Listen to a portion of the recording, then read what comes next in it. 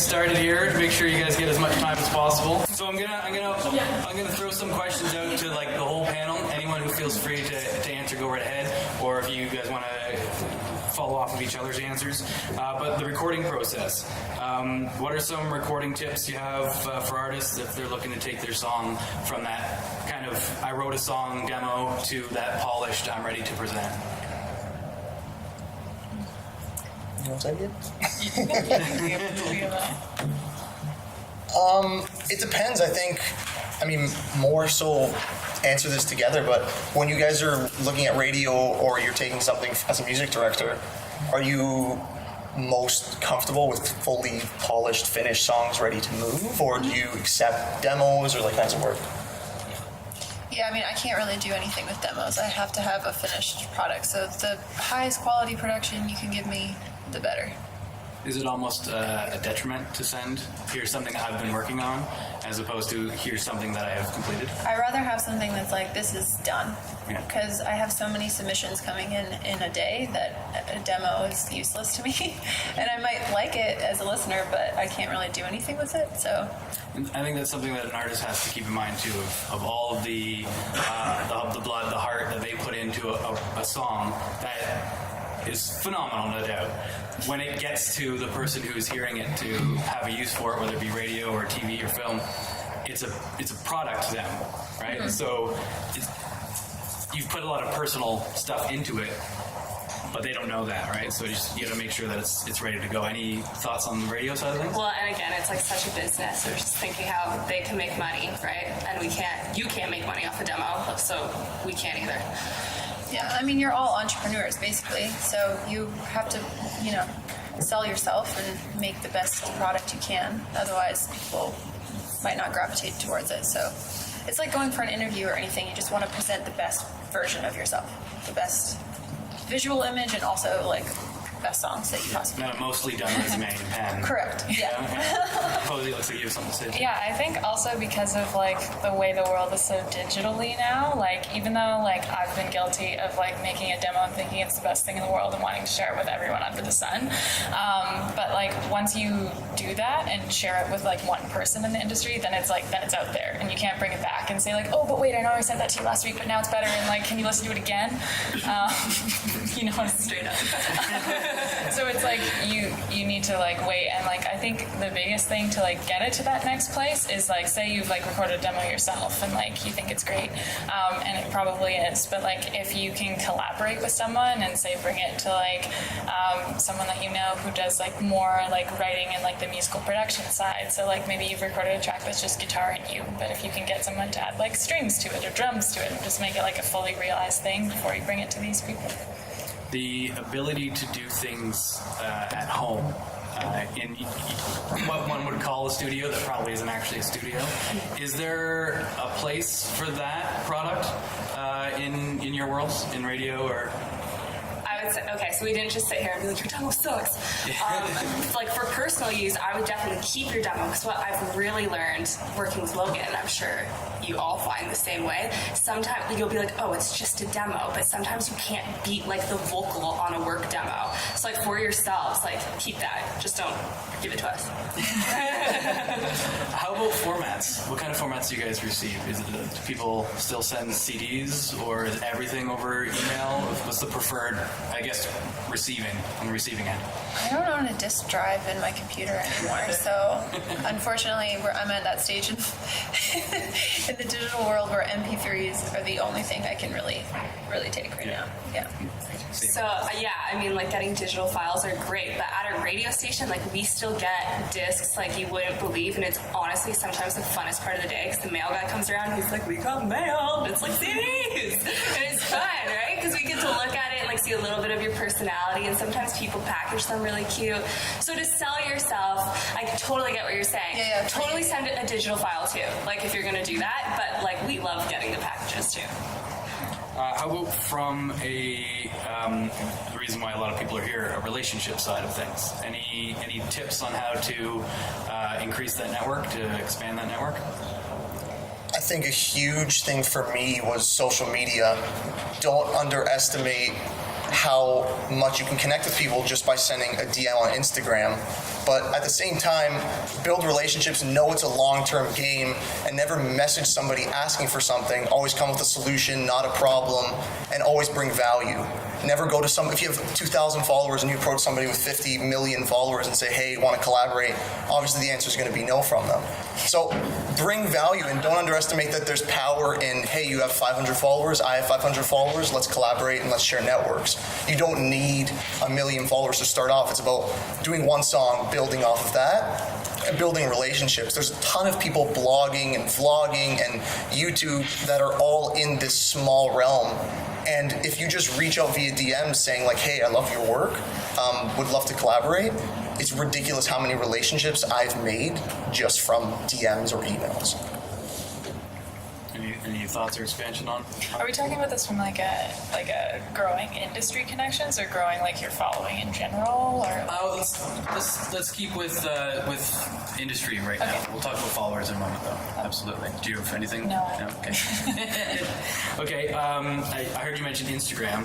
Is there right now a best platform, a best social media to be using? I think it's up to you. Like we mentioned, I was talking about this with Sabrina not too long ago about you have to do two very well, I would say, and you pick whatever's best for you. Or if you're really good with words, then Twitter's great. If you love taking selfies and you love talking to the camera, Instagram is phenomenal. Facebook is also a great tool for something like that. So I think it's self-awareness and knowing what you're really good at. I mean, a million people are going to say, hey, this is the best or that's the best, but you have to know what you're going to be consistent with, because at the end of the day, you can't just post once or twice. It's a long-term game in building these things. They're going to give you more organic reach, so you don't have to pump $1 million into ads. You're going to get more organic reach if they know, hey, you're really active with the platform. So getting comfortable and knowing yourself is the best, and know what platform works for you. Yeah, I mean, for me, when I'm looking for independent artists, because I work on a lot of Canadian like lower budget projects, I'm always looking on SoundCloud and on Spotify and finding like very small indie artists from around the world. It's really important that you put your contact information online somewhere, like an email address. I can't tell you how many times I've like spent way too much of my time trying to get in touch with somebody and couldn't give them money because they didn't have an email address somewhere. So as much as I hate Facebook, I feel like artist pages on Facebook are so simple, because there's like an about me section, there's like an email address, you can say if you have a record label, like if you're signed to a record label or not, like all that is super helpful for me when I'm trying to reach out to be like, do you own your music? So yeah, it's important to at least have your contact information out there for me. I think in the least insulting way I mean this is never assume the intelligence level of the person looking at your page, or their patience of if they're going to do 14 clicks to try to find your contact info so they can give you money. Make it very clear. Make it very clear. Yeah. Dre, you mentioned consistency, which is absolutely so important in the social media world. I don't know if there's an answer to this, but quality or quantity when you're talking about social media? It's got to be both, to be honest, but I think the easy way to solve that problem is documenting and not creating. And what I mean by that is people spend so much time like getting the perfect camera and trying to gather a bunch of people to be in their videos, and you underestimate how cool your lives are and how awesome it is for people to see your journey. So just documenting your process. Hey, you're here at this panel. You should be taking selfies. This is what I'm doing. This is what I'm learning today. If you're documenting, it's no stress on you because it's your life. You're doing it anyways. So that's the best way to do the quantity and quality. And at the same time, we're all using 1080p quality phones. Like, it's not like you're going to use a phone and it's going to be horrible quality. So it's documenting is a huge thing for me. Does anyone follow Kanye West on Twitter? Yeah, like Kanye West wasn't a person in your life until like the last 2 weeks. Like seriously, like I've always followed Kanye, and now it's like he's a person that I actually think about. Like I'm like, oh yeah, what's Kanye West thinking today? Like he can tweet tacos and it matters, but like he's actually tweeting things that are like seem to mean something. So when it comes to like quality versus quantity, I always followed Kanye, but I never thought about him. But now he's like always posting, so I'm thinking about him. Just something to think about. I love people's reaction to that question too, because something that I've figured out on social media is that a follow doesn't mean you like them or you approve of them. It just means you're curious, right? So you don't have to be blaring the most recent Kanye album to follow him and to be able to learn from him. Whatever you want to say about his music, which is, I think, incredible. He seems like a bit of a D-bag, the way he presents himself in a lot of ways. But look what he's done. Like, look what he's been able to accomplish. There's Kardashians, too, right? Like, do I want to be in a room right now full of Kardashians? Not even a little bit. But they have done something that you can absolutely learn from and respect in a certain way. Again, you don't have to approve or enjoy them, but they've done stuff. At this point, does anyone have any specific questions at all they want to ask? This is what you're here for, right? Yeah, go ahead. So I have a song called My Brothers in Mormon. And so where do I find, like, I think it would be good, like, in some TV thing, or they'd have to be making a documentary about Mormons or a movie. And I've Googled on that, and you get all kinds of stuff. And I'm thinking, is there some, and with other songs, is there some, like, more focused way that you can find who's making a movie like that, or a TV show or something? Yeah, I mean, IMDb is the only way, really, that you can kind of find out who's working on what. Sometimes it's not updated enough in advance, so like a project will be filming and you won't know who's actually working on it, but they're already looking for music. It's tough because it's a very niche, specific song. It's not like that could be licensed in many things. And all kinds of different supervisors work on different documentaries, so it's really hard to narrow it down. I would just make sure that your music's out there on social media. So if it was like someone was to search up tags or something on SoundCloud or something on Google, that you're coming up at least, because then someone will be able to find you. Otherwise, it's just familiarizing yourself with supervisors and just making sure that they have your music if they're ever in the need of a Mormon type song, if that makes sense. Is there, speaking with TV and movies and stuff, is there a library or a place that one should have their music that you are searching regularly, aside from social media? I mean, I'm on Spotify a lot and SoundCloud a lot. But I mean, other than that, and if it's not social media based, there are like music libraries and pitching companies who basically can work with you on a non-exclusive agreement. So if they can pitch your music, if they really like it, to people like me and other supervisors, and if a placement lands, then they'll be able to like give you a percentage of the sync fee, and that's just an added way for your music to get pitched to other people, so that you're not targeting music supervisors yourself. Someone's actually like pitching your catalog for you, but your music definitely needs to be at a certain level for someone to consider you in order for that to happen. So it's making sure that your music is at a certain level, I guess. Just making sure that you have a lot of content, and the bigger catalog you have, sometimes the better, because there's more to work with and there's more for someone to license. But personally, I get emails all the time with music from record labels and publishers and music licensors and libraries. But then personally, I'm kind of just on SoundCloud and Spotify mostly. Is there still a way for an independent who doesn't have a label or anything pushing them? 100%. The last movie I worked on was like 80% all independent artists that I found on SoundCloud and emailed and licensed directly with them. So when you're trying to find something, like let's use the example of a Mormon documentary, are you literally going to Spotify and typing in Mormon and seeing what comes up, or is there what's the process? I mean, in that situation, I probably would just look on SoundCloud and maybe just reach out to a bunch of licensors that I deal with to be like, I've never needed to license a song like this. Do you have anything in your catalog? And hope that they would have something. But in terms of just generic finding artists, it's a rabbit hole of a director being like, this is the kind of song we want, but they can't afford it. And then I'm going down finding things that sound similar or artists who are similar, and then I'm just searching through related songs, related artists, and coming through like very, very tiny to semi-mid-level indie record label type artists. Yes. So just in regards to music licensing, what do you look for when someone's reaching out to you, just so that you can notice it? And do you want people to send like a song, or do you want a playlist of, because you're talking about the catalog? Yeah, so if you're wanting to pitch your music to supervisors, my best advice is to just put a short email together saying like who you are, maybe a couple of artists or bands that you might sound like, because that's very helpful for us in the future. If we're like, we were working with a client who's like, we want an Imagine Dragons song here, which is the most popular artist, I feel like, in sync in the past 2 years. Then I can like literally type that into my mail, and any email I've ever received that says my music sounds like Imagine Dragons, then it's there and I can grab it.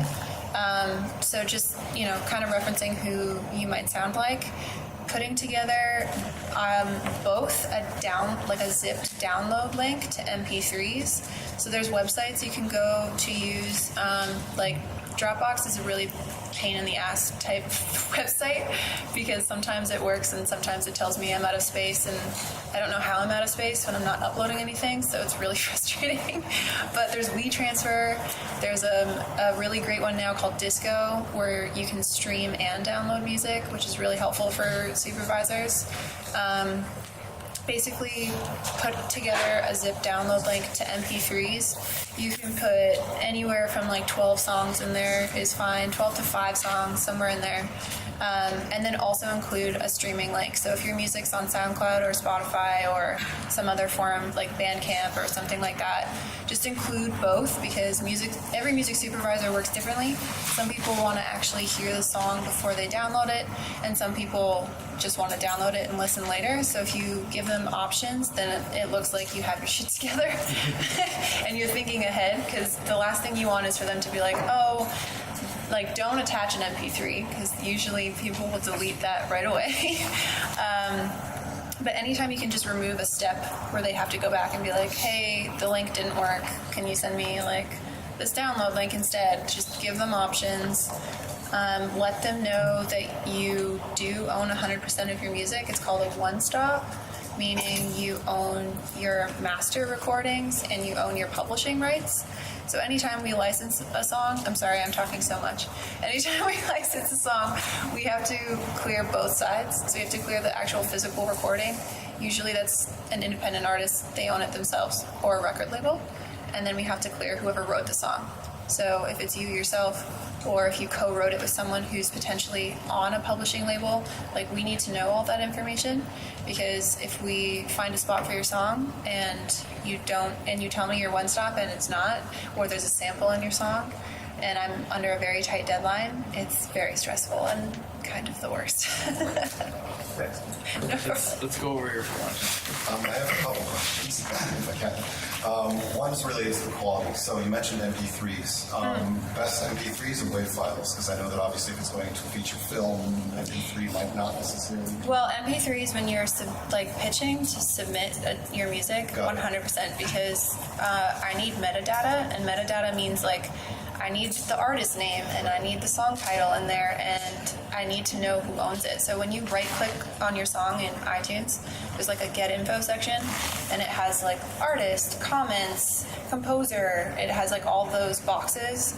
I need your email address in there, and that you own 100% of the song or not. Or if if I can go to someone else to clear the publishing, then put that email address in there. As much information as you can put in that song, the better, because if I come across it a year later and I really like it and I right click and there's no email address, I'm not going to spend the time Googling or like Shazamming who it is.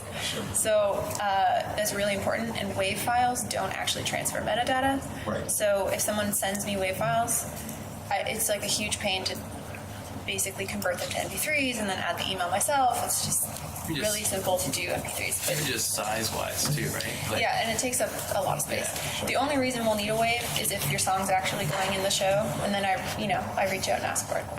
That's the first step, right? Like, it's not, and I'm sure Sabrina can speak to this as well. If you're sending it to like a radio station, you don't get the email and say, "Yes, I'm playing that right now."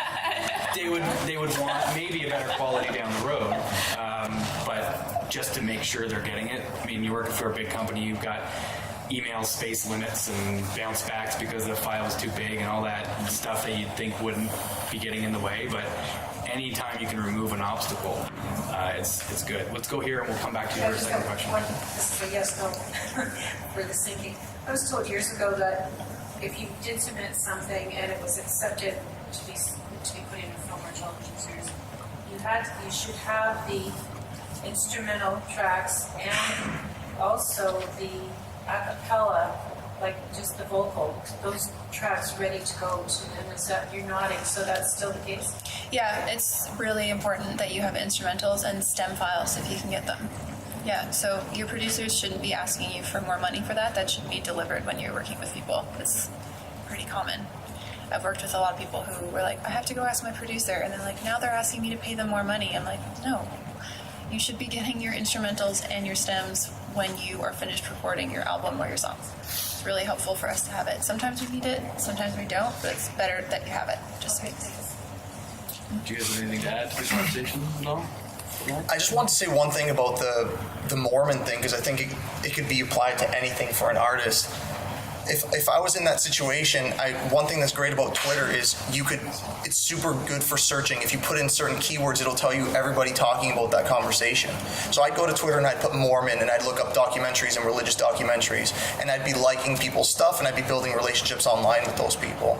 And then if I had a song that I'm like set like this is perfect, I would make a video for it.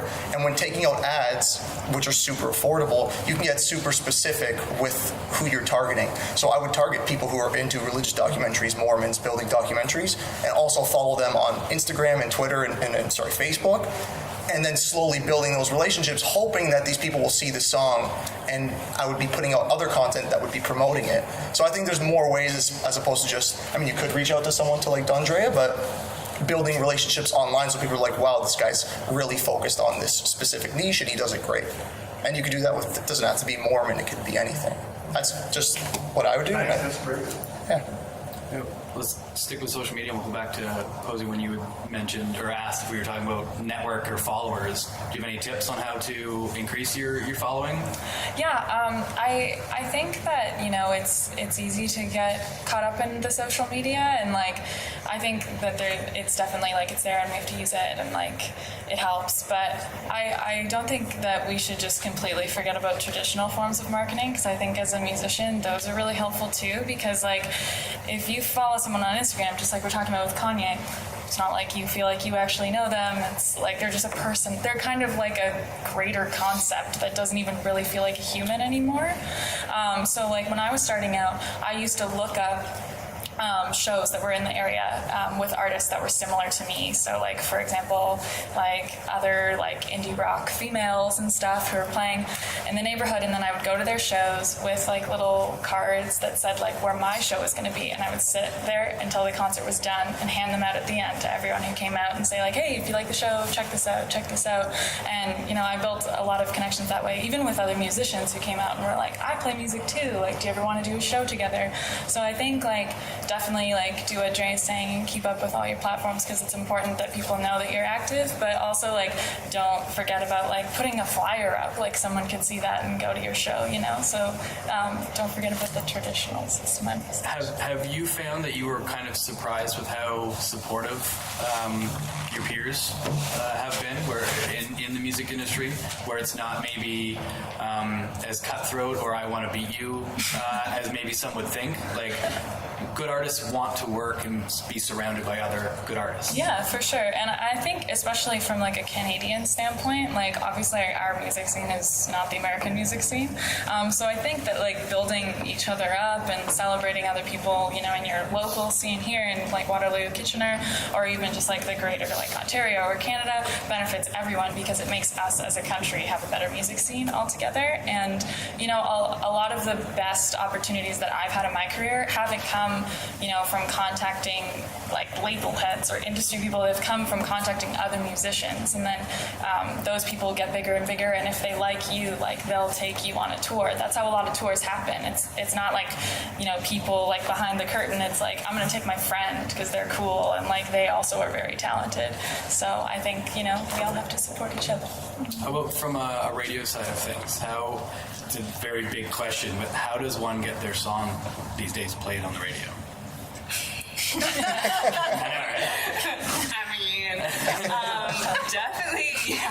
Definitely submit your music to radio stations. I think one of the best, this is how I put it, I wouldn't go to a music director, hand them your track and be like, I'm gonna sleep on it, and tomorrow it's gonna be on the radio. Like, don't have that kind of expectation, but if you go and give your music to a music director and like hope for feedback, I think that's very realistic. Like, we're not mean people, and like we obviously love music, like we like listening to the stuff that comes in. So if you can hope for feedback from a music director, I think you're in a really good direction, because normally they can tell you something that's going on, or give you, like, listen to your track and be like, if you did this and this, is going to be more in a place for commercial radio. But you might also be really attached to the track that you have and be like, maybe it's not worth it to make those changes to go onto radio.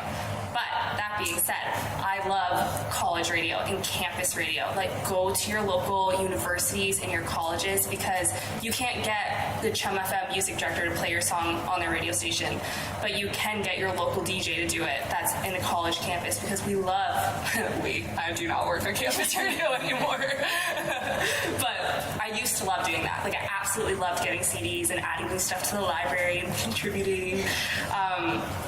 So do that. CGIQ here, if you're local, Conestoga College has a fantastic broadcasting program and an absolutely shockingly strong signal for a college radio station, 88.3. And I know that they do take submissions and are actively looking for stuff. Questions? More questions? There was something over here. More on a commercial side. So I hired a radio promoter to get my single out to radio. And we got our first spin that came through Facebook. It had nothing to do with the promoter, and I thought it was him that got it for me. It was a fluke, but this guy was out in Manitoba. He heard the song through Facebook promotion that I was running. He liked the track, and he PM'd me and said, "Hey man, can I feature you tomorrow on our morning show?" And I called the promoter, and I'm like, "You did it, man! You got me on the radio." He's like, "I totally didn't do that." And I was like, "Oh no, I just paid you." At least he's honest. Yeah, and so I think that opened a door for me to think like, oh wow, I could pitch my music through Facebook, but I know that's not necessarily maybe the professional approach. Well, I was just gonna say, like, that's awesome. Like, that's a really awesome experience that you had. Like, somebody being like, "We're gonna put out our morning show the next morning." I would have been like, It was really surreal. Like, yeah. it was just like, what's happening? And then they were nice enough to actually feature me the entire week. And I got 60 spins in a week, which was crazy. That's awesome. So, like, I know that doesn't happen, and I know that's not, like, the way it goes. Yeah. In a sense. It's not your typical, but it's super awesome. Yeah. It was lucky, right place, right time. But for someone that isn't going to hire a radio promoter or not go that route, is there a way, a professional approach to getting your music to the right people? I would. This was something I was filling in as the assistant music director on Chum FM for the last 6 months, and the music director there that she told me was people don't search enough. Like, there is always a way, but like, we're so lazy that we like give up after the first few steps. We're like, oh, we're never gonna find it. But you can always find the email for the music director. Like, keep in mind that you're not going to the program director. Sometimes they're nice enough to send it to the music director because it got lost along the way. Most times, like, they're way too busy and they just delete it. But you can always find those emails. And like, as I said, like, looking for feedback is like a really great way to do it. But that's also the right hands to put it into. Indie 88 in Toronto, like, you just, if you're indie or alternative rock, you never know. Like, you just never know what they're adding. And of course, Canadian music's really great to have in the library. So that's another way to do it. You just kind of gotta, like, for Virgin, it's so hard because why are we gonna play your music when we can play Drake? Like, it's so crampy, but like, that's what it is, right? I just always look for the music director. I think one thing is with social media, I mean, you tell me if this is right, but if you could build a following on social media and you start getting, your goal should be building fans and people who want to listen to your music. And I think as you build a following, you're going to start attracting people like Sabrina. And don't be discouraged, hey, I put out a single, it wasn't on the radio. If you could build fans online, and the ability to target people exclusively with ads is a fantastic way to build fans and interact with people. And I think like followers and likes and stuff like that is in a way currency. If you have a certain amount, you're going to attract people who are going to want to play your music. Right. And one thing that you can always do as well, and Dre says this at every panel, and I always love it, is not to go give something or ask for something without giving something. So one thing that you can always do as an artist too is if you can get that conversation going with a music director is like offer your time. Be like, can I come in and play, for your staff, like at a luncheon or something, just stick me in the corner and don't even think I'm there. And sometimes you get those opportunities. A few months ago, does anybody know who Jacob Banks is? He's a huge artist in the UK, like massive. And he sold out the Danforth, which I was just like, I couldn't believe it, but he was phenomenal. And he knew he wasn't going to get into Canadian radio yet, but he just said, like, can I come in and play for your staff? So there was like maybe 7 of us that sat in the room. He was phenomenal, but now I follow him on everything. I watch everything he's doing. If he's ever back in Toronto, like I will be one of those people in that theater. So building relationships that way too, and really offering your time. And I like the way you worded that too, because don't underestimate a small crowd, right? Yeah. You need the right set of ears, but you just need one set on it sometimes. Yeah. There are so many times working in radio where an artist would come in, and they're coming in on Thursday at 2:00, and I'm like, oh, I'm on the morning show, I'm going to be sleeping by then. Yeah. And the production guy is really, really busy, and the program director's off that day, so there's like 4 people in there, and as an artist walking in that room, it could be kind of depressing. Yeah. But that's all you need, right? And they'll film it, they'll put it on their Facebook Live video or page, and you could get the right set of ears listening to it, whether you're playing to a bar with 10 people in it or selling out Danforth. Like, you just have get the right set of ears, and you're good, right?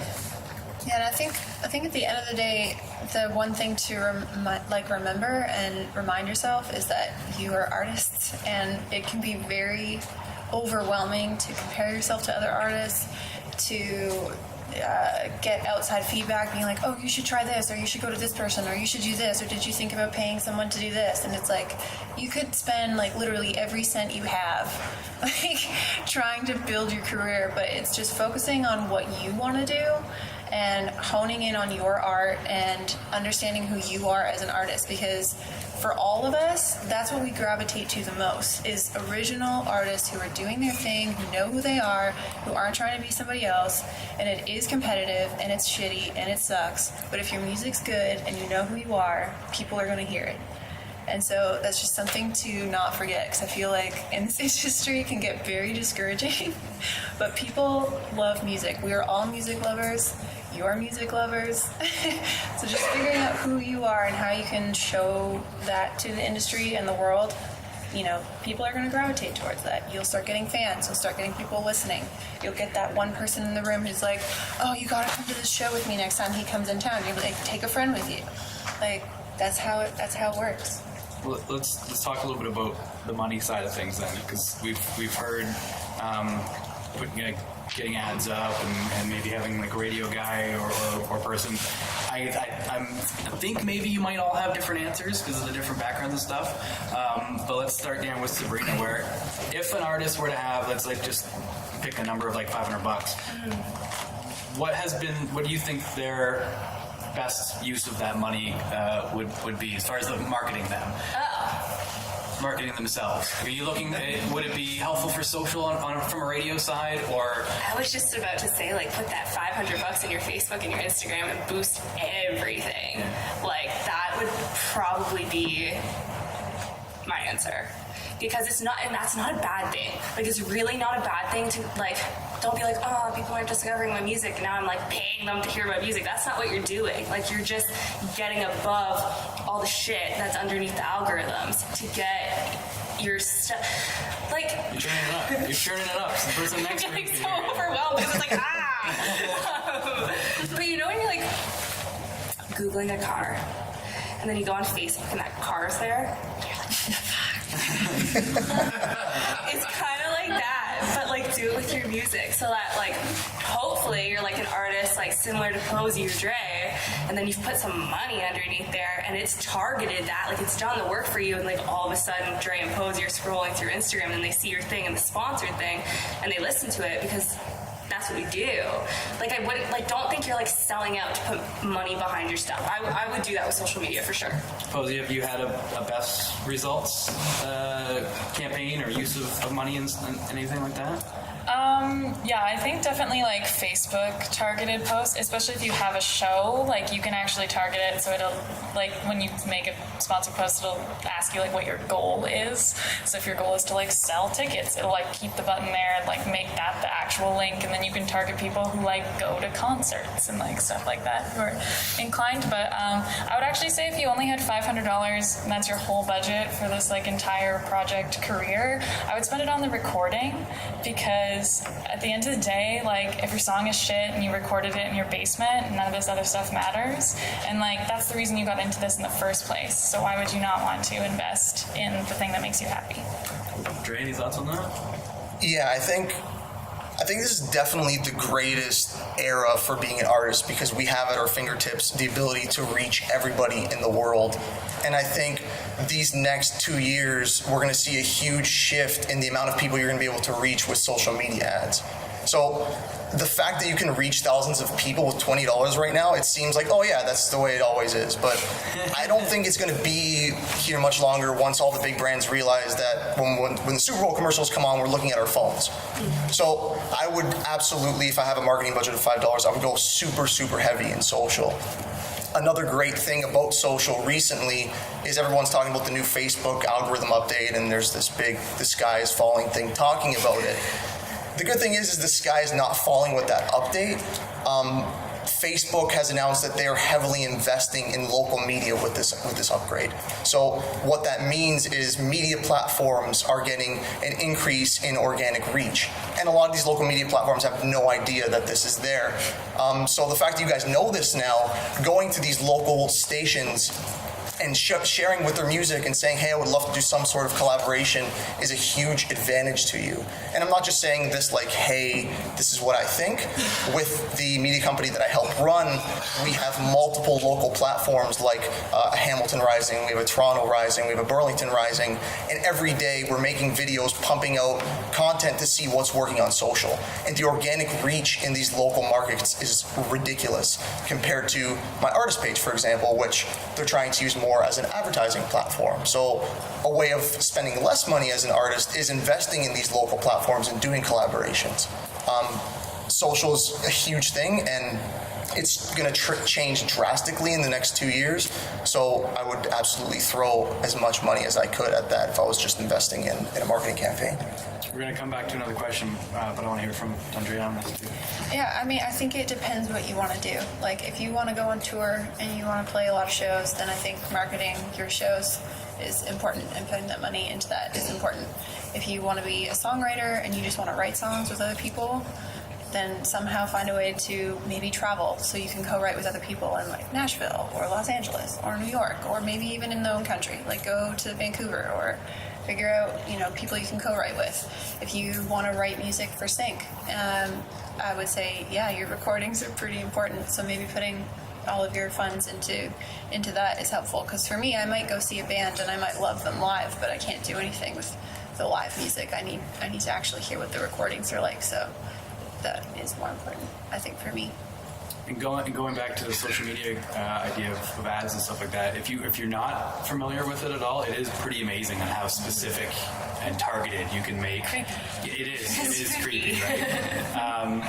Where you can, if you are a country artist, and let's say you want the ladies to love you, and you want to target that audience, you can specifically target. You got a show coming up in Brantford, let's say, and you can specifically target the ladies in Brantford, because who doesn't want Oh my God. a giant ladies in Brantford following, right? Any other questions we want to get to here? Yeah. Commercially, if I want to, say I have a song right now that I think would be great for a beer commercial, Is it the same approach that I would take to, like, how do I get that song to Coors Light and say, I think this would be awesome for a beer commercial? It's a little bit harder because usually commercials work as agents, like they're agencies, and there's in-house people who license music for that. There are certain supervisors that do promos and commercials, so you can look them up. There's an amazing man named David Heyman in Toronto.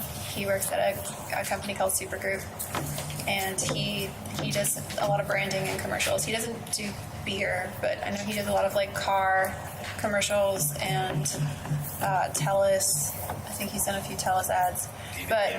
David Heyman, yeah. But there are a couple of supervisors who do commercials, but in terms of like big ones like that, like beer, is usually in-house agencies, and I can't help you there. Is there someone that you can, is there a service that you can hire, like an agent, where you can show them your song and pay them a fee to pitch it to different, Not yet, anyways. Maybe that'll exist one day. Well, along those lines, like something like Taxi, right, where they're like a sync pitching. No, it's different. Yeah, that's like what I was talking about earlier with a licensing company that basically pitches your music to supervisors. I think they might. I don't know who their contacts are, so maybe, but I've never licensed anything from Taxi before. And that says everything. Thanks. Yes.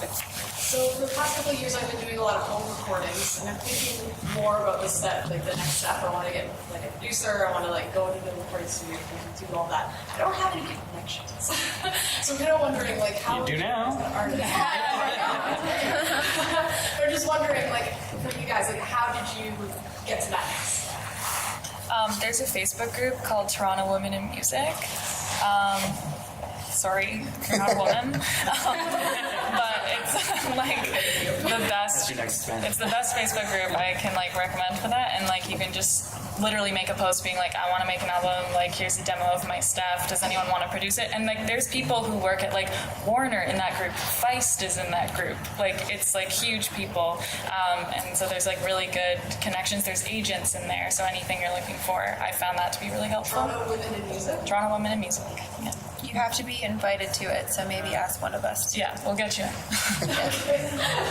Is it kind of amazing that there are these things available that people just don't know about? Like, I'm a woman in music in Toronto. I should search women in music in Toronto. Like, there are a lot of things available to people in that way, right? There's also like general ones that are like just musicians. There's so many. Facebook groups are really helpful. Yeah. Is it best to be really specific for those things? Do you think that you'd probably get better results if you were in a hip hop forum as opposed to a music forum, or Probably. if you were Probably. Mm-hmm. I'd say so. Yes.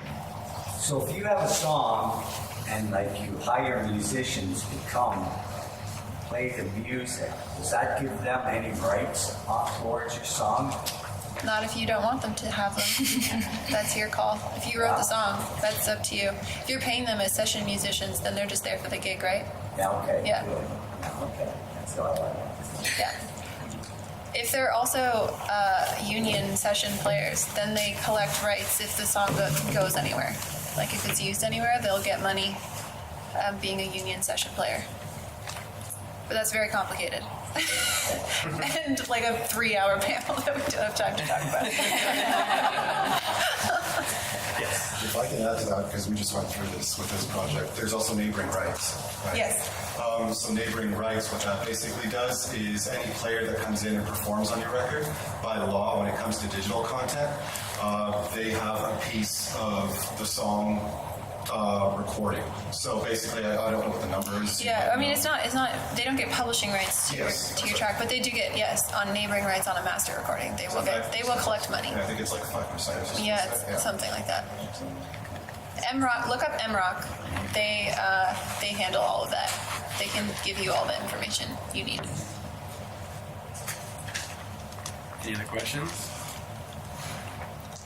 Okay, let's get to streaming. I know you mentioned Spotify before, and I know there have definitely been streaming services that have peaked and then crashed and all this kind of stuff. But it is definitely a way that a lot of people are consuming music. How does one get onto a streaming service? I mean, you might be able to talk about this a little bit more than I can. Maybe not. I was just about to be like, POESY? So you're just the closest to me. I'm more You've actually sent it to. So if you want to get on a streaming service, you have to go through like a third-party website. So the two big ones are like CD Baby and TuneCore. Usually you pay them like a small fee at the beginning to like process all your stuff. So I think it's like $40 or something, and then you can hit like all of the streaming services that you want it to be on. So it'll like get put on Spotify, iTunes, Shazam. Well, there's like 50. Like there's more than just like the traditional ones that you know. So it ends up in a lot of places. And then you upload all of your content, your like album artwork, all of the credits for it, and then it takes like a few business days, and then it gets like supplemented to all those different streaming and digital distribution platforms, and then you actually get paid. Like if someone buys your song on iTunes, you won't get a check like from iTunes, you'll get a check like from CD Baby or TuneCore to you. So they're the ones that actually like pay you out and like make sure you get your money. And you could get like a donut. With like the 30 cents on the Yeah. Wow. You're like, 30 cents for one play would be amazing. Streaming, the money in streaming is ridiculously low. It's so low. But as you've heard already, people find it or use it to find your music. So you can think of it as a vehicle. You can also tell all of your friends when they leave the house, put your music on streaming and then go and do whatever they want to do, and you're getting paid while you're using up their bandwidth. Put it on repeat all day long. All day. All day long. Do it for the dog. Also, like if you have a website, like a lot of like websites now, like whether you build it through like Wix or whatever, have like what's that thing called? Where like it'll automatically put like SoundCloud built in right into your website. Like a widget. Widget, that's the word. So you can like have that stream right there, because like if someone's like going to your website, they want to be able to find your music right away. So make sure there's like that widget on the homepage so that they can take you right to your Spotify profile. And also like a lot of websites, you can sell your music directly through that. So like I have mine on all the streaming websites, but I also have it so you can buy it through my own website. And with that, I get like 100% of the money. So if you're like looking to make some extra, like put it on Bandcamp, because then people can, you know, one time someone bought my album for like $50 and it's only $5. So like sometimes you'll get people who really like it and they'll pay you more. So Thanks, Mom. Yeah, it wasn't my mom. It was my aunt.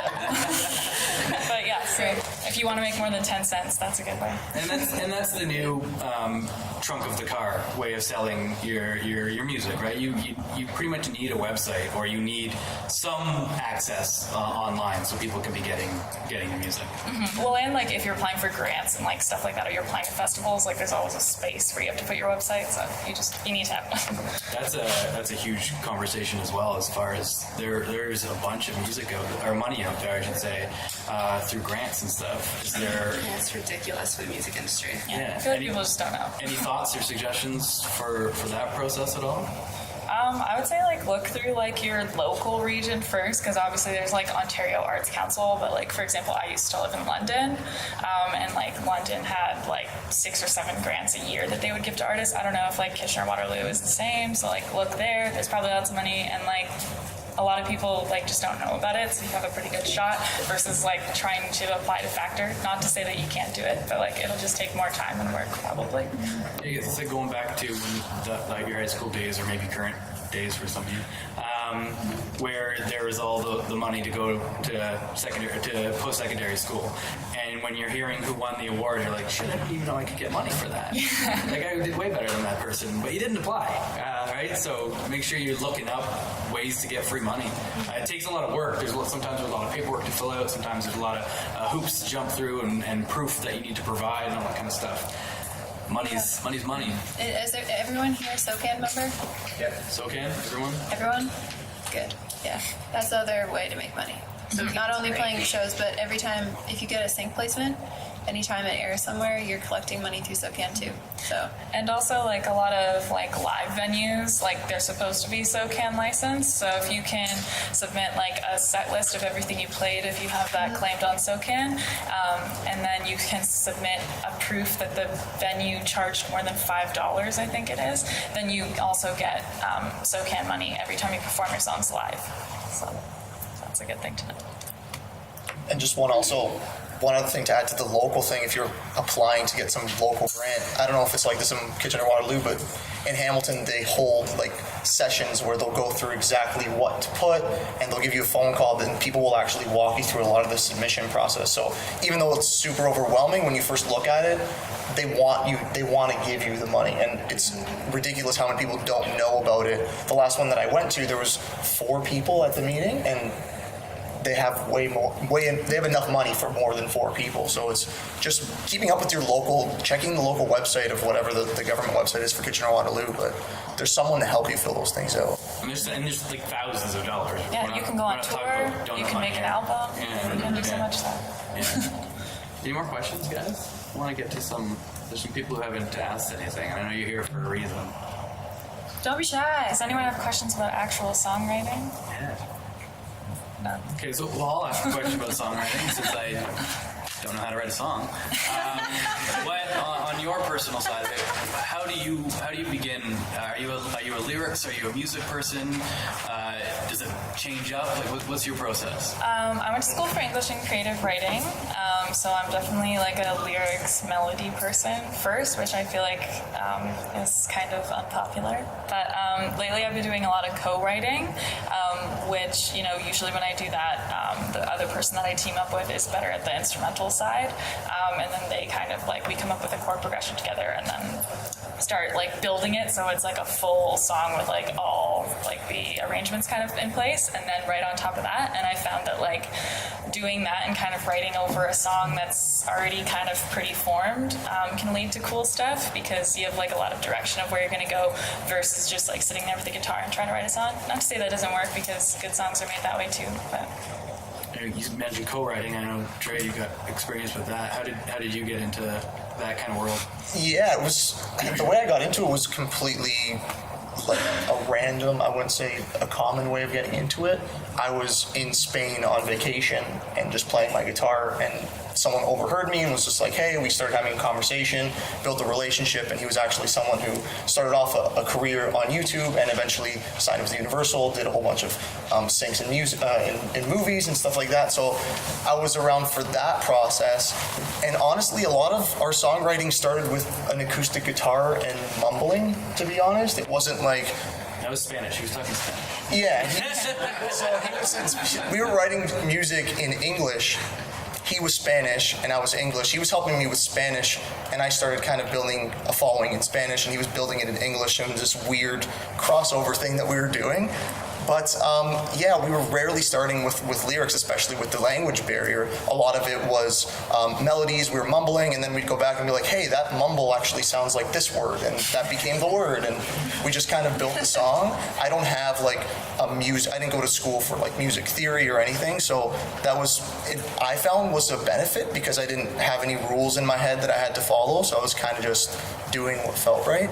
I don't think that there's one formula that's magical that I always follow. I do it always different. The shower's a big thing, randomly in the shower, then you got to get out, voice record, and then you get back in the shower, more comes, you get back out. It's like, so it's always different. The new Samsung, man, they're waterproof. I got to get a Samsung on the iPhone. I have a question. There was some controversy with picking the right song for my first release, and we went with what was considered to be the cookie cutter country factory song. Some people thought that was a bad move, some people thought that was the right move. So when releasing new music as a new artist to the public, some of the feedback I got was, no, you got to be original, it needs to be different, it needs to be unique. And then some of the feedback I got was, no, it needs to be digestible, and it needs to just kind of fit in under the radar so people can kind of say, oh, this is kind of cool. And then you hit them with something that's more you. What are your opinions on coming out the gate? Like Dallas Green is my idol, right? He doesn't have a lot of radio play because he's not commercial, right? But he's like phenomenally talented. Yeah, he's and an incredible. amazing writer. I think, like, sorry. No. I think, like, in stuff like that, it really depends on what you want. And something that really helped. What you want to put out there? Yeah. What really helped me with that kind of stuff was someone asked me once, like, whose career do you want to have? Not, like, in, like, how many album sales do they have, but, like, whose life do you like? Like, do you want to be, like, on the cover of Us Weekly every week? Or, like, what do you care about? And you know, I think that there's huge artists who have been like wildly successful who don't get played on top 40 radio, and like they'll still sell out. Like my favorite artist is Florence and the Machine, and like I know that she's never really gonna get played on Virgin, but like she's still gonna sell out Molson Amphitheater. So I think like if you really believe in a song, like I get the whole like if I put this big like banger of a song out, then people are gonna know my name and then they're gonna go look for my other stuff. And if you're okay with that, that's totally cool. But if you feel like it's like compromising what you actually want, I would say put the song out that sounds like you. Yeah, I would always go with like, I'd ask yourself if it's worth it. I think like the best, like none of us could actually answer that question because like we could never give you the answer to that. I would say the best thing you could do is stay true to yourself, and that's like, do you guys know who I'm talking about? I talked about Logan. He won the first episode of the launches before POESY.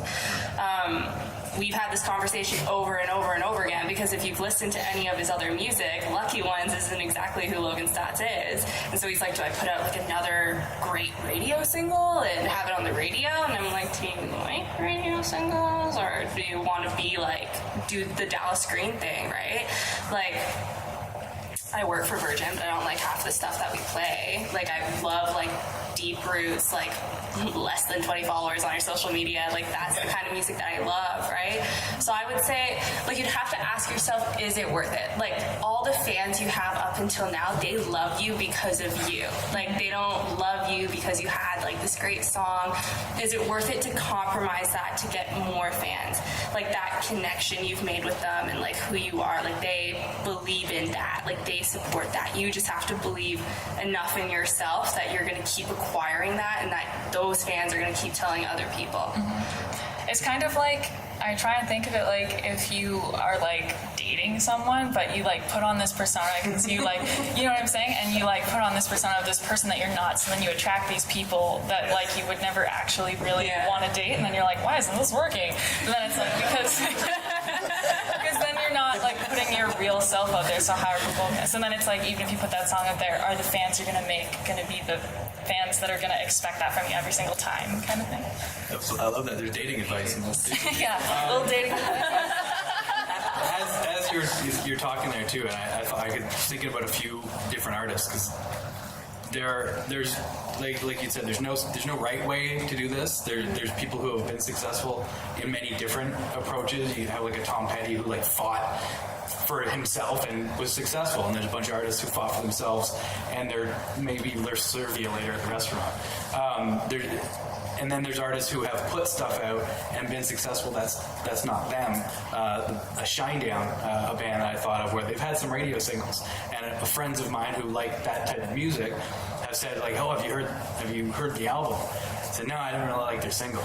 "Oh, dude, that's not them at all." Well, to me, that's them. Right. That's my opinion of them because that's what I've heard of them. So it could hurt you. It could also pay some bills while you're trying to get some stuff done. So, and that's totally another thing to consider too. Mm-hmm. Yeah. For sure. And I played Florence and the Machine when I was music director. And there's another going back to, I mean, you've been a music director and I was a music director, and you could send us the same song, and we might give you completely different feedback on it. Doesn't mean either of us are right or wrong. You got different ears, you got different tastes, you got everything like that, right? I think a big thing at the end of the day is you need to know what you want, and it's super tough because there's people who are experts and claim to be experts, and they're going to be like, this is exactly what you should be doing, what are you doing? When I first started doing stuff on YouTube, I was singing in Spanish and I didn't speak Spanish, and everyone around me was like, why are you doing Spanish? What are you doing? What are you doing?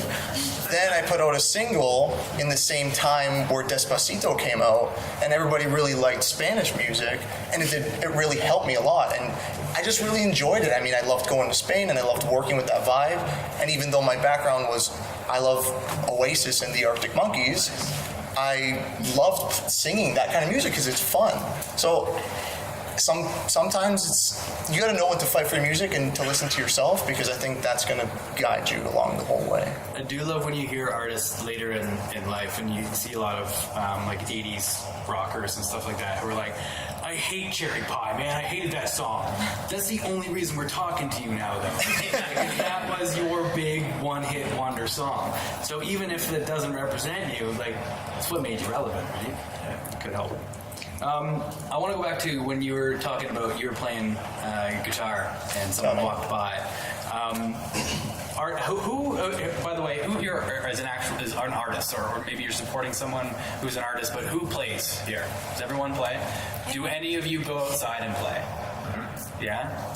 Is there still a benefit to that? You were discovering. I wasn't doing a show by any means, and I think you got to do what you love at the same time. Like if you hate and dread going to play and you want to live in the studio and you love producing, I think that you should go that route, because it's about sustainability. You shouldn't wake up every day and you're an artist, you're like, oh, I got to go play my guitar today. It should be something you enjoy so you could do it long term and be good at it. So yeah, of course, there's massive benefit to going out and playing live. I think that's the best way where you emotionally connect with people.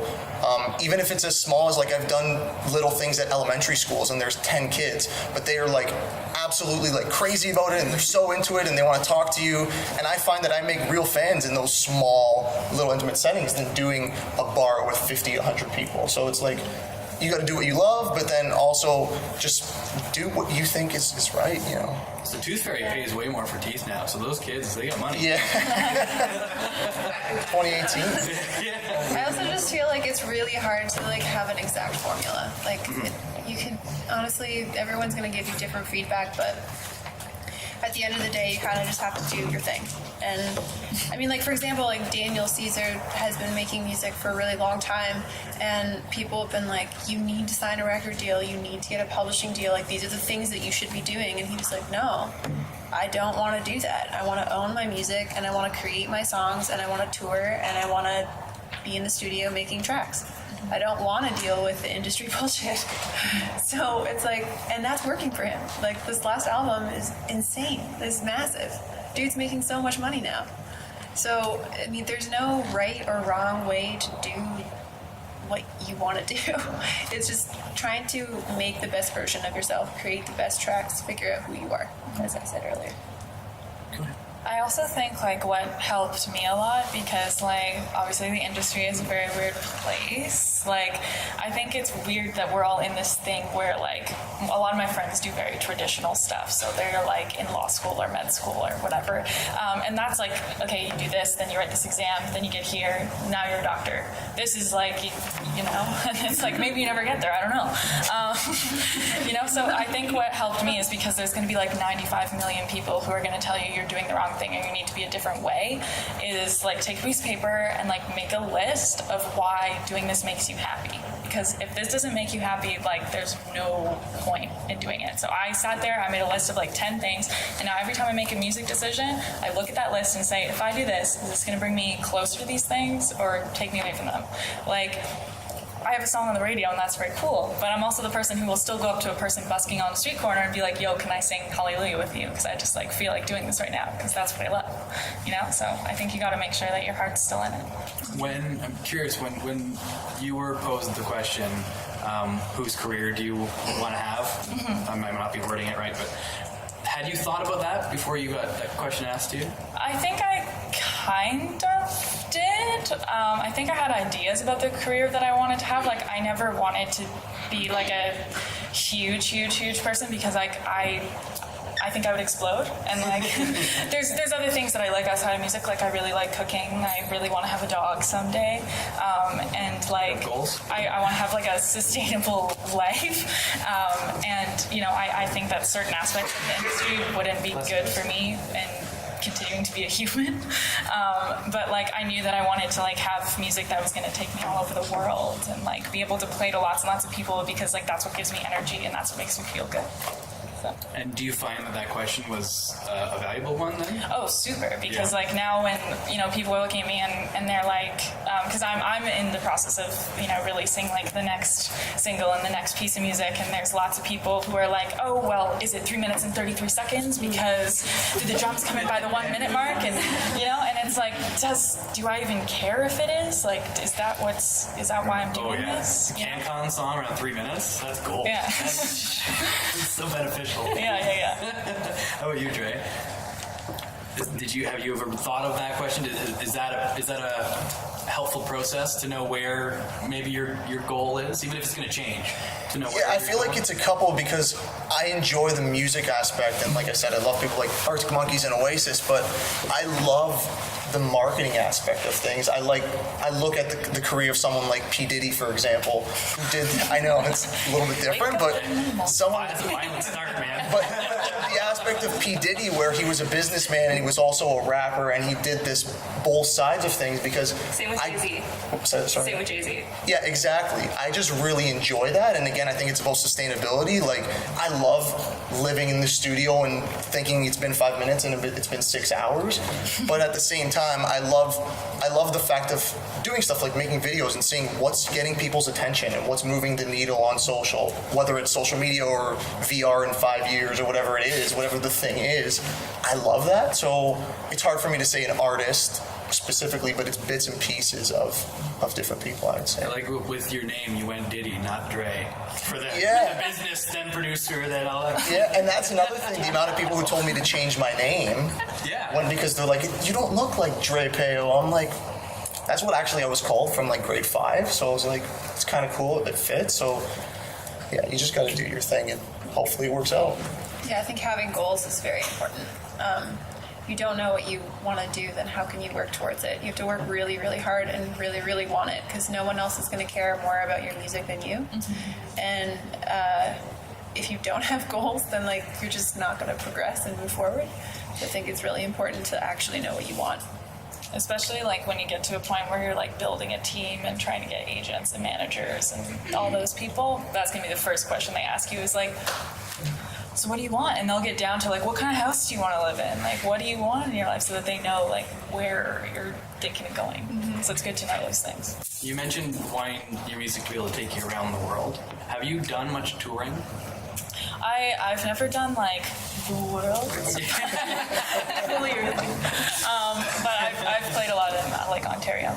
And were you surprised at what that lifestyle can mean? I have friends who are artists who got back from that first like 3-week tour and was like, shit, that sucked, man. Because you're in a car, if you have a wife or a dog or anything, you're away from that life. Like it is.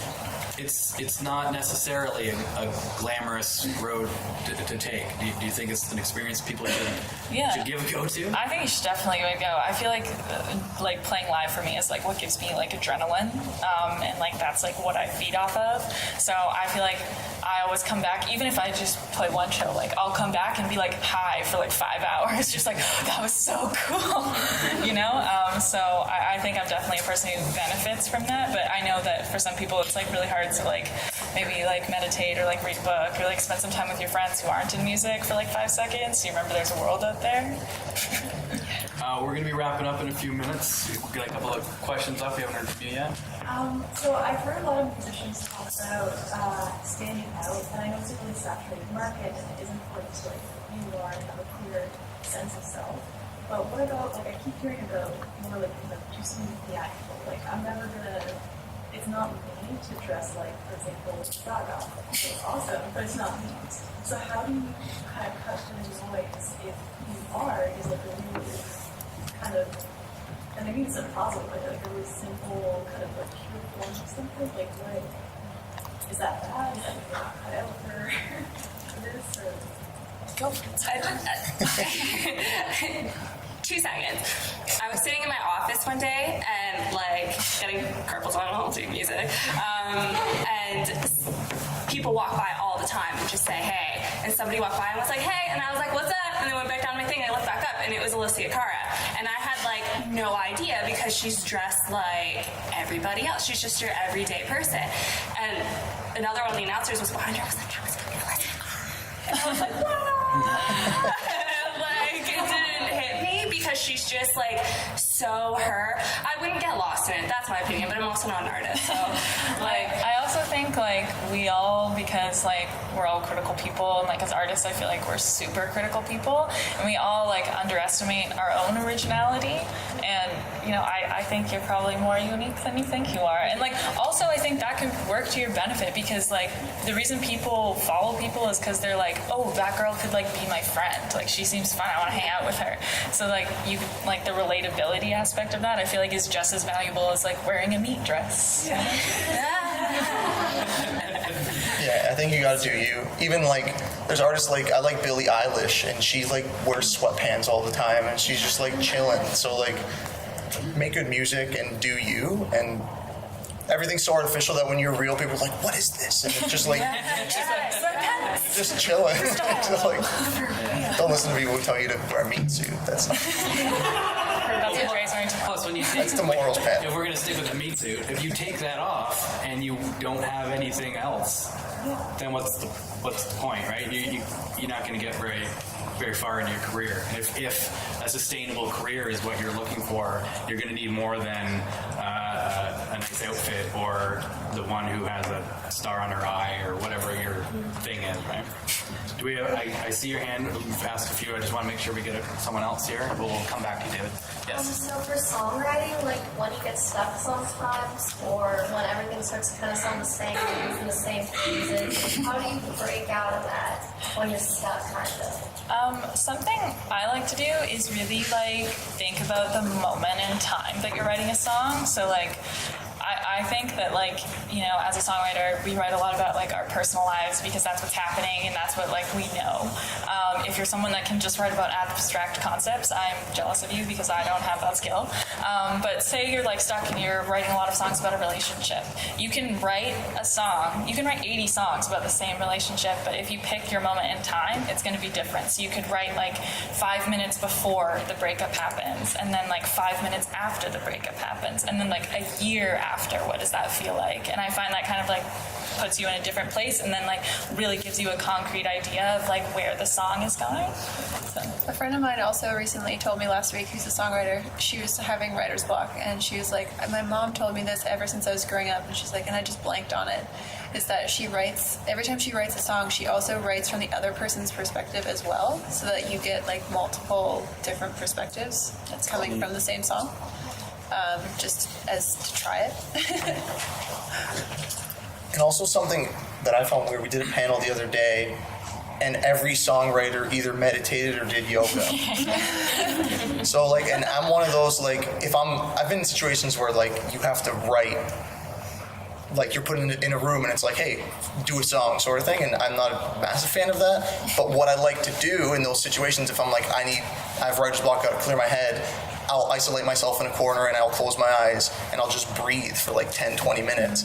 And it's ridiculous because you're like, no way, what? All of a sudden just comes to you, but like you just clear your head and everything kind of just feels lighter and you're like, okay, now I got some ideas. And if I do have time, if it's just like, hey, I just want to be creative, I just won't write. I'll just do other things. I'll just have fun and I'll ignore everything. And then when you come back to it, stuff just works a lot better. It's supposed to be fun at the same time. Yeah, find stuff that inspires you. Be around people that inspire you. Yeah. Think of yourself like a synth, and then just give yourself time to recharge. Yeah. Do you have a preference of solo or collaborative writing? I used to be very solo because I wrote a lot of like super personal stuff about my life, because I kind of like always used songwriting as a way to like convey emotions that I didn't talk to with other people. So like it's very scary to write with other people. But now I definitely prefer it because like say like you're having an off day and you're like, I keep using the same phrases. That other person could be having a great day, and then they'll like say something and you're like, fuck, that's so good. Why am I thinking that? I always love hearing from an artist who talks about being shy or not wanting to share an emotion with somebody, but being willing to share it with everybody at the same time. It's a neat concept. Dre, do you have a preference at all of together or collaborative or solo? I mean, I'm open to both, but a lot of what I'm doing lately is I'll write majority of the song on acoustic, and then I'm working with another producer who's kind of helping with the songwriting end product of it, and he'll do like a little bit changes here and there, but I like working with one or two people that I really have an emotional connection with and get to know beforehand, because you get to the points where it's like, you're passionate about it, and there's certain things you need to fight for, and there's certain things that you need to be relaxed and be like, hey, it's not the end of the world. So I think it's important to feel comfortable with who you're writing with, because you want it should be the end goal of making the best song, and you want to feel comfortable enough to be like, hey, like, I know you think this is a great idea and you're getting emotional about it, but this is going to make the song big. So you have to be honest with whoever you're working with. That's why I like keeping it tight-knit. But hey, I've written with 4 or 5 people, and good things happen too, so. Being told to wrap it up, but I like making CJ sweat a little bit, so we're gonna answer one more question. It was already answered, yeah. Okay, this question then. I'm Matt. I'm in the country music genre, and I headed down to Nashville a week and a half for my first time. It's amazing. It's so great. I was there all March. It was awesome. Continue. A lot available to you down there too, as a Yeah, so I'm going for my first time, so first experience in Nashville, but also first co-writing experiences. So connected to 4 different co-writes I've been to. So 2 questions. Recommendations on what I should be doing or what I should be seeing when I'm in Nashville as a Dude, there's music new everywhere. artist, So much music. or co-writing for the first time, based on your experiences. Sorry. Adorably put your hand down. He's asking you. For co-writing the first time, as someone who used to be like super scared of it and now is like a big fan, I would say like I'm assuming these are people that you like don't already know. Correct. So what I found really helpful for me is to avoid what Dre was talking about, where you just kind of like get into a room and it feels very corporate, and they're like, "Okay, let's write a song today," and then you feel like, well, you feel bad if you leave and you don't have a song, which like sometimes that happens, but like sometimes it takes a long time to write a song. So what I find kind of like takes that edge off is if you take like 10 or 15 minutes like at the beginning and just like ask the person about their life and be like, you know, I'm from like Waterloo, like where are you from? Do you have a brother? Do you have a sister? And then you kind of feel like you know that person, and it's not so weird to be like, let's write a song about my mom. Do you want to hear about her? You know? So if you kind of like build like that friendship, because it's like a business relationship, but I think like you also have to like each other as people, and that's going to make like the criticism that you might have of like where the song should go be a lot easier to talk through if you like each other.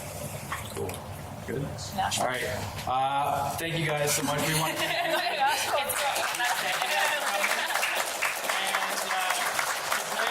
POESY, to Sabrina and to Dondrea for being here as well. Thank you so much.